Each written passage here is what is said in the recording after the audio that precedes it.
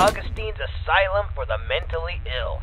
My producer Tom said good things about you. In your backpack is a flashlight, a voice recorder, an EMF, and a couple of little fun occult things. We'll let you know when to take those out. Ready to pay off some of those college debts and beer tabs? Well, of course you are. And when you're ready, enter in through those front doors.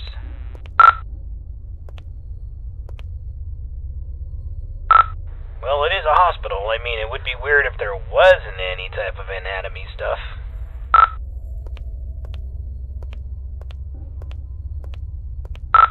I know it's kind of weird, but I really like that picture frame. When you're done, can you bring that with you?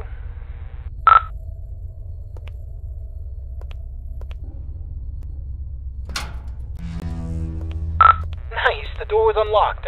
It can get a little sticky sometimes. So here's the story behind the St. Augustine's Asylum for the Mentally Ill. It was founded in the 1880s, closed in the 1960s, and a lot of nasty stuff happened here. I mean, this place is only supposed to house around 500 patients, but at its peak, it was around 3,300 patients in here. I mean, the place was, less of a hospital and more of a place where you dropped your problems off and hoped they disappeared.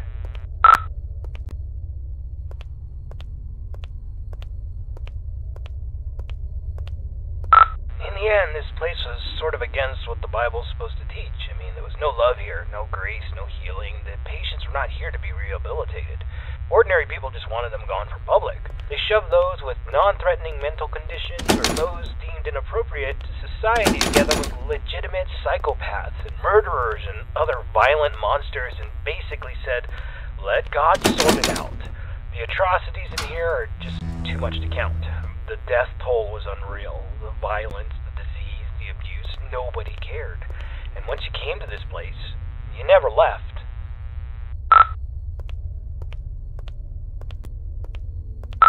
This is where the 100 hallways patients would convene, and we heard that the patients pre-1920 actually received decent care. Then the war hit, the depression hit, and then the budgets all fell apart. The room you stand in once healed 20 patients in need of attention, and by the end, 150 patients would pass through this room, naked, starving, attacking each other at random, flaying themselves with metal wires from their beds. Be careful where you step.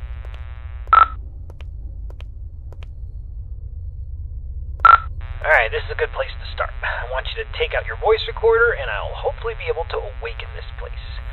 Okay, spirits of St. Augustine, please reveal your presence to us. Show us that you are in this room. Feel free to interact with anything or speak to us. Use your words, use your voice, and let us know that you're here. Okay, play that back. Just know that you're here.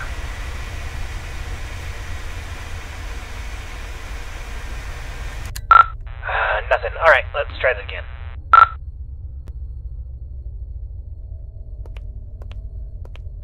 Alright, let's try this. Ghosts of St. Augustine, please let us know that you are still in this hospital. I give you permission to reveal yourself. I give you permission to come to life. Just give us a sign that you're here. Tell us where you are. Speak to us now into this microphone. Alright, check that. Now into this microphone. Alright, let's try one more spot.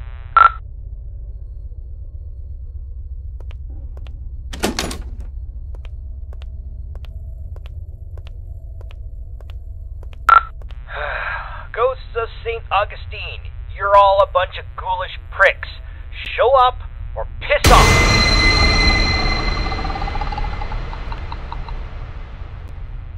Whoa, did you hear that? Play that back, play that back. Pricks, show up or piss off!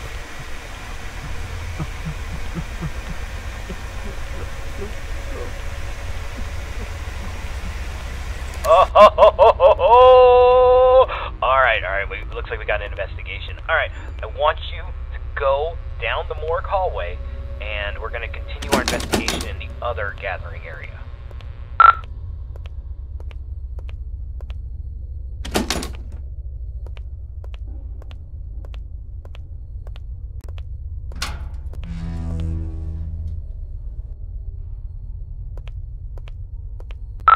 Okay, of the 4 areas you need to visit to fulfill your contract, the E-Social area is the first on the list. This is the area where the inmates who are deemed a danger to society would convene.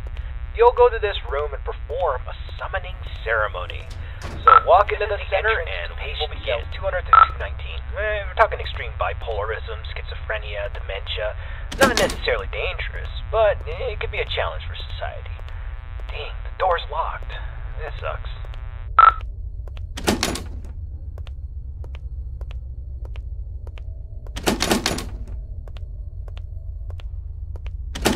This is the entrance to the patient cells 220 to 240.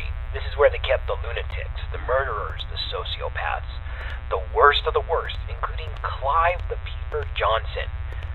You'd think he would be a pervert with a nickname the Peeper, but the truth is far worse. He was extremely manipulative and very intelligent. He was a murderer and a maimer. Most of his victims could never identify him because he managed to convince them to gouge their own eyes out with metal wires and even their own fingernails. He came here due to legal loopholes, and when the facility went off the rails and the doctor stopped caring, he jumped into action. The patients who didn't listen were tortured, and the ones who did wandered around the facility, blind, screaming, and in constant fear. This door's locked too. Let's just start the ceremony. Spirits inside this asylum, we know that you're here. We release you from your restraints. Come forward and live again. This person is no longer shielded from the realm of the dead. You may be seen, interact, and manipulate him in any way as you see fit.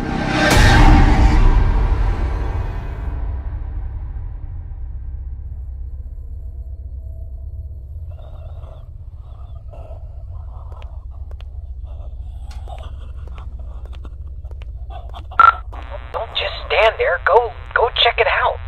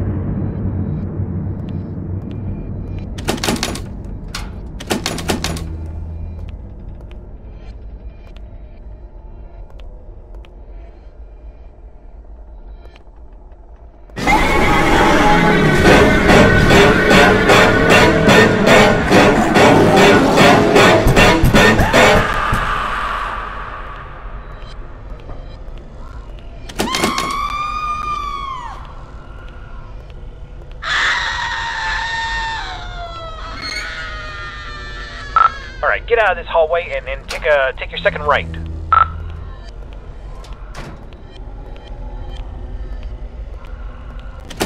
Door's locked, damn it. Oh, okay, there's a staircase. Take the staircase up to the second floor, and you should be next to a fire escape. You should be able to get out that way, so go up the staircase.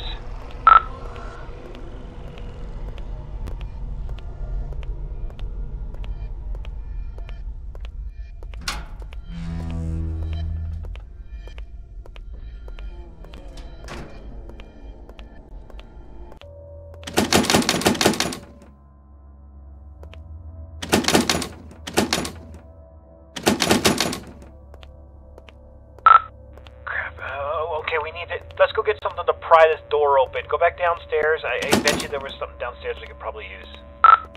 Hold on. That staircase wasn't there before. This place doesn't even have a basement. What is going on? Alright, just... I don't think you got any other choice. I think you gotta make your way downstairs.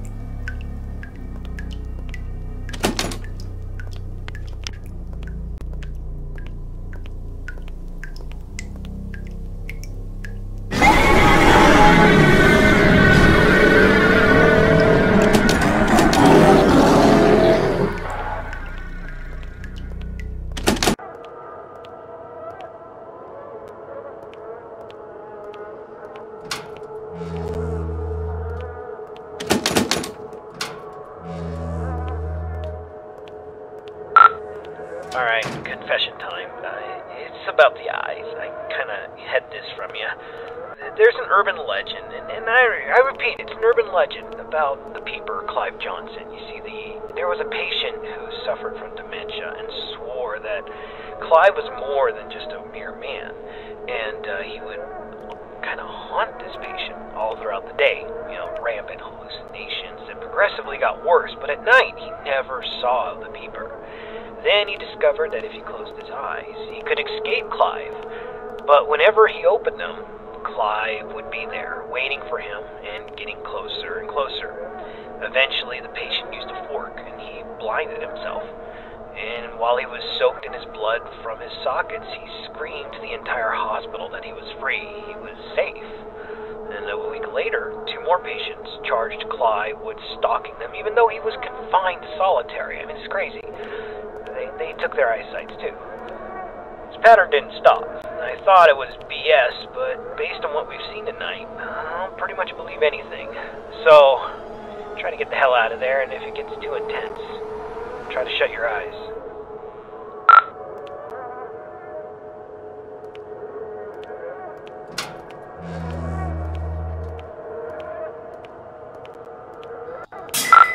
Damn flashlight broke. I can't use that anymore.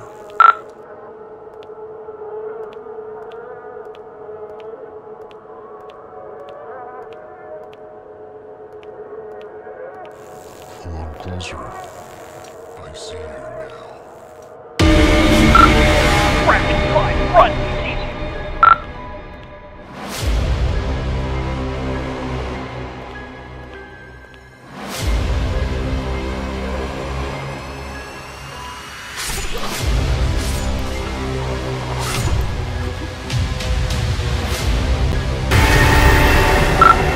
Ignore them! Run!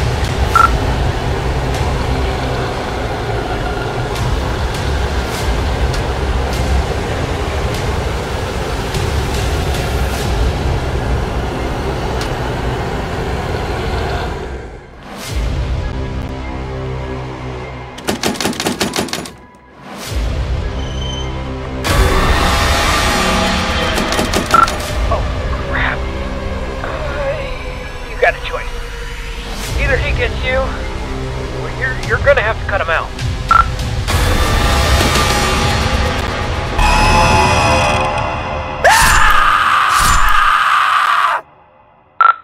Holy crap, man. I can't believe you just did that.